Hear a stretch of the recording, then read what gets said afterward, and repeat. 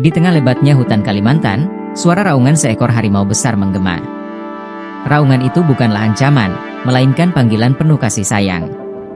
Dari balik semak-semak, seorang anak kecil muncul, tertawa riang sambil berlari ke arah harimau besar itu. Siapa sangka, anak kecil bernama Arka itu telah tumbuh besar di bawah asuhan seekor harimau bernama Rimba. Mari kita simak kisahnya.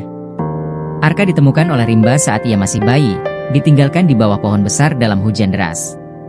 Harimau itu, dengan naluri keibuannya, membawa bayi itu ke sarangnya dan merawatnya seperti anak sendiri.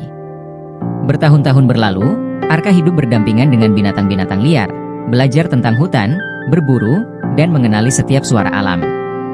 Ia berbicara dalam bahasa yang hanya dimengerti oleh binatang, menjadikannya anak manusia yang berbeda dari lainnya. Namun, kehidupan damai mereka terganggu ketika mesin-mesin besar mulai memasuki hutan, menebang pepohonan, dan mengusir satwa liar dari rumah mereka. Arka, yang penasaran dengan manusia untuk pertama kalinya, mendekati kamp mereka. Tetapi apa yang ia dengar membuat hatinya ciut. Mereka ingin menangkap dan membunuh harimau yang dianggap berbahaya.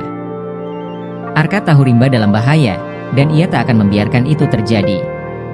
Dengan kecerdikannya dan bantuan kawanan binatang, Arka melawan manusia-manusia yang merusak hutan.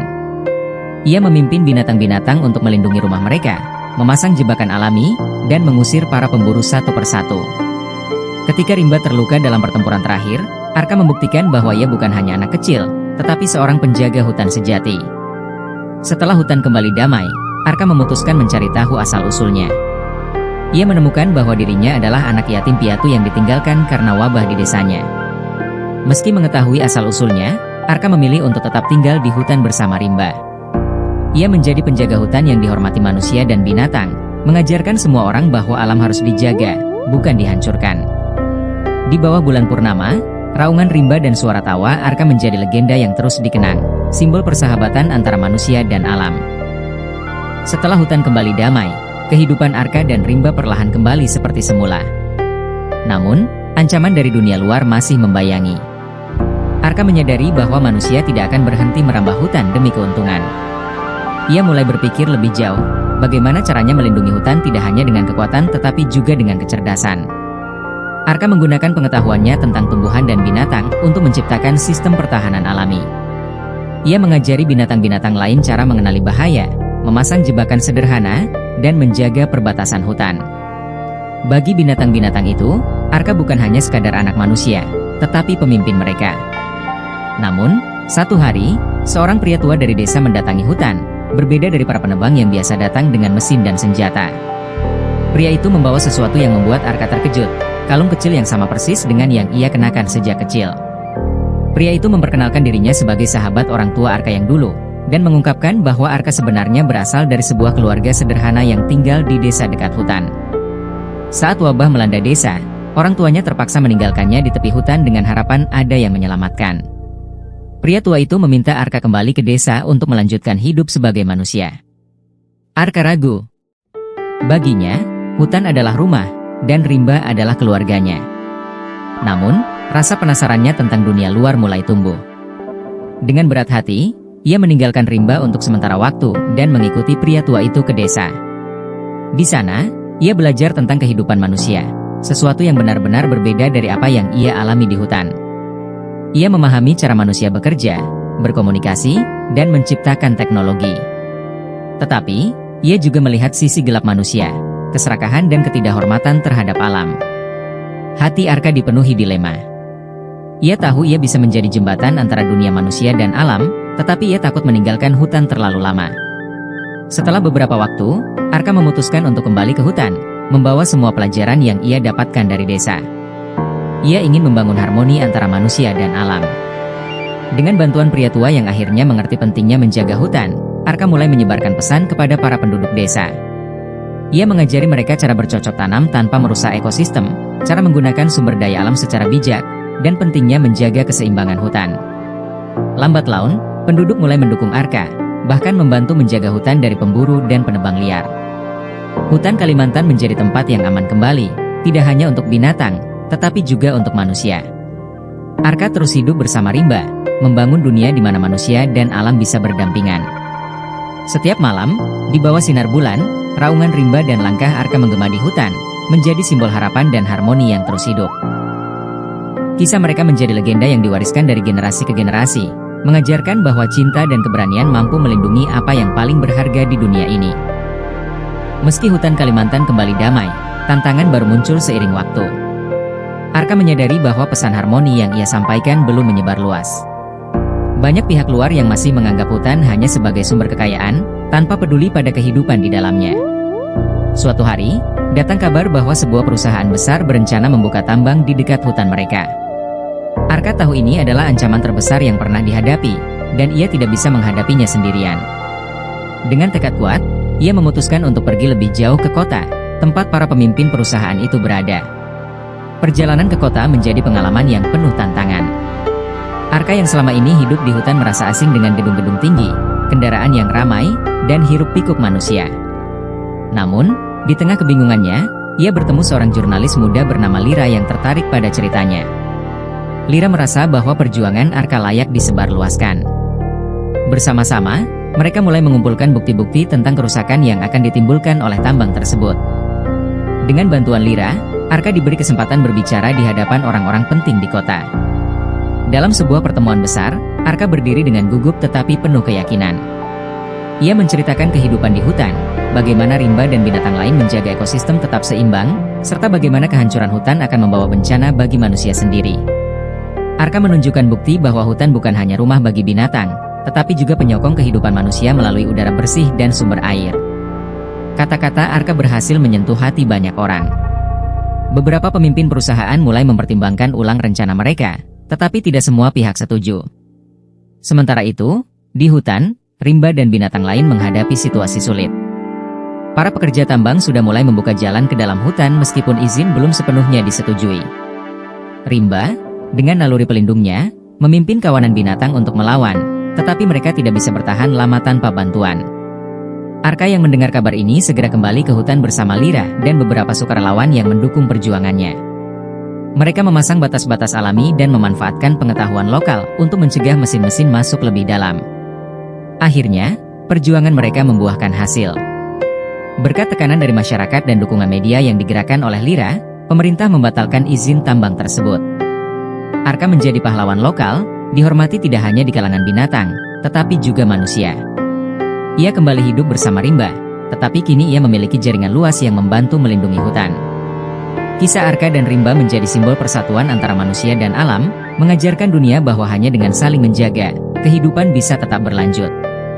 Setiap malam, di bawah bintang-bintang, Arka dan rimba memandang bulan purnama, percaya bahwa perjuangan mereka akan terus dikenang dan menginspirasi banyak orang. Meski ancaman tambang berhasil dihentikan, Arka tahu perjuangannya belum selesai. Hutan masih terancam oleh pemburu liar dan perambah yang datang secara diam-diam. Arka memutuskan untuk mendirikan sebuah komunitas penjaga hutan, melibatkan penduduk desa, sukarelawan, dan bahkan beberapa mantan pekerja tambang yang telah sadar akan pentingnya melestarikan alam. Mereka membangun pos-pos pengamatan sederhana di sepanjang perbatasan hutan dan menggunakan teknologi sederhana seperti jebakan kamera untuk memantau aktivitas mencurigakan. Untuk pertama kalinya, manusia dan binatang bersatu dalam menjaga hutan Kalimantan. Rimba, meski sudah menua, tetap setia mendampingi Arka. Harimau itu seringkali menjadi pengingat bagi komunitas bahwa hutan adalah rumah bagi banyak kehidupan yang bergantung pada harmoni. Suatu malam, saat ronda di perbatasan, Arka mendengar suara ranting patah. Ia menemukan seorang pria tua yang terjebak di tengah hutan karena terluka. Dengan bantuan rimba, Arka membawa pria itu ke pos terdekat. Pria itu ternyata adalah seorang pemburu yang telah kehilangan segalanya dan mencoba bertahan hidup di hutan. Alih-alih menghukumnya, Arka menawarkan jalan baru, bergabung dengan komunitas penjaga hutan. Keputusan itu menjadi titik balik penting. Si pemburu, yang awalnya hanya melihat hutan sebagai tempat berburu, mulai belajar tentang ekosistem dan pentingnya menjaga keseimbangan alam. Ia bahkan menjadi salah satu pendukung terbesar Arka, membimbing para penjaga lain untuk mengenali jejak pemburu liar dan menghindari bahaya. Kehadiran mantan pemburu ini membuat para penjaga lebih waspada dan mampu mencegah banyak aktivitas ilegal sebelum terjadi. Dengan cara ini, Arka berhasil mengubah ancaman menjadi kekuatan baru bagi perjuangannya. Namun, ujian lain datang ketika musim kemarau yang panjang memicu kebakaran hutan besar. Angin kencang membuat api menyebar dengan cepat, melahap pepohonan dan mengancam rumah banyak binatang. Arka, Rimba dan komunitasnya bekerja siang dan malam untuk memadamkan api, memindahkan binatang ke tempat aman, dan membuat sekat bakar agar api tidak menyebar lebih jauh. Arka bahkan mempertaruhkan nyawanya ketika ia terjebak di tengah lingkaran api untuk menyelamatkan anak orang utan yang terpisah dari induknya. Dengan bantuan tim sukarelawan dan hujan yang akhirnya turun, mereka berhasil memadamkan api. Setelah kebakaran itu, hutan perlahan pulih, tetapi bekas luka alam masih terasa. Arka menggunakan pengalaman tersebut untuk menyadarkan lebih banyak pihak tentang pentingnya menjaga hutan sebelum semuanya terlambat.